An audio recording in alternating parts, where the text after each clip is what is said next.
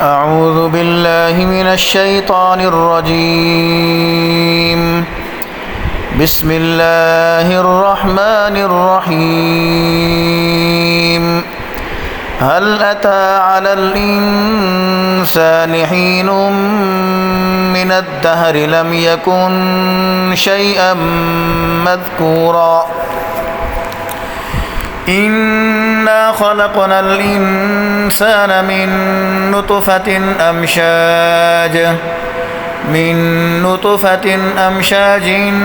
نبتليه فجعلناه سميعا بصيرا إنا هديناه السبيل إما شاكرا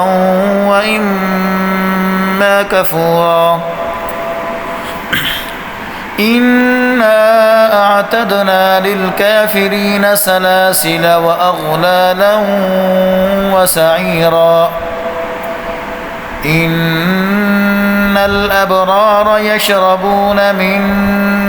كأس كان مزاجها كافورا عينا يشرب بها عباد الله يفجرونها تفجيرا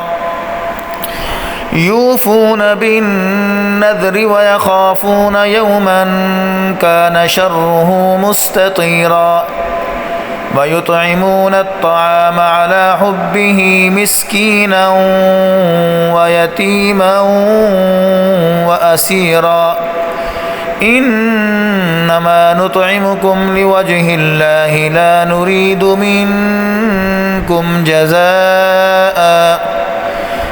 نريد منكم جزاء ولا شكورا إنا نخاف من ربنا يوما عبوسا قمطريرا فوقاهم الله شر ذلك اليوم ولقاهم نضرة وسرورا وجزاهم بما صبروا جنة وحريرا متكئين فيها على الأرائك لا يرون فيها شمسا ولا زمهريرا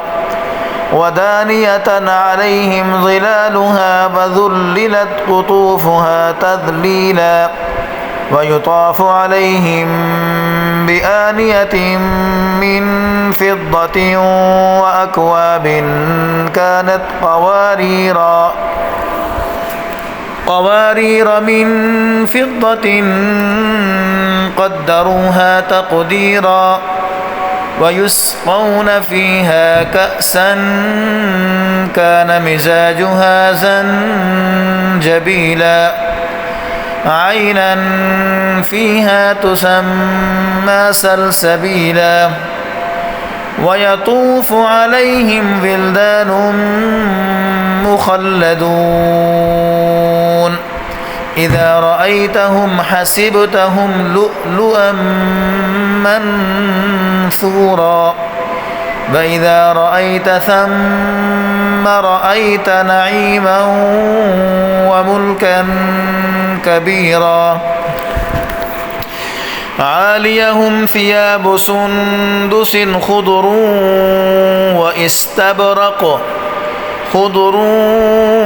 واستبرق وحلوا أساور من فضة وسقاهم ربهم شرابا طهورا إن هذا كان لكم جزاء وكان سعيكم مشكورا إنا نحن نزلنا عليك القرآن تنزيلا فاصبر لحكم ربك ولا تطع منهم آثما أو كفورا واذكر اسم ربك بكرة وأصيلا ومن الليل فاسجد له وسبحه ليلا طويلا إن هؤلاء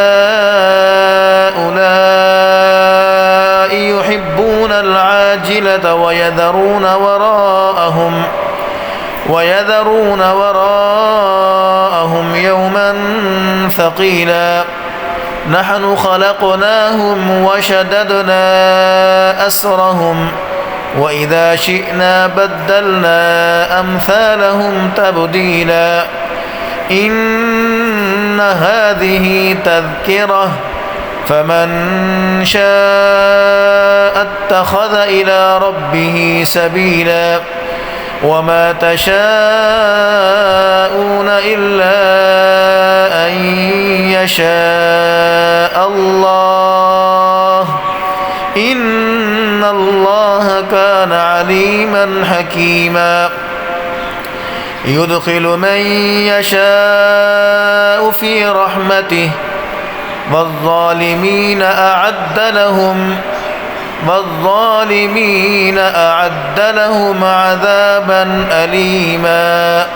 صدق الله العظيم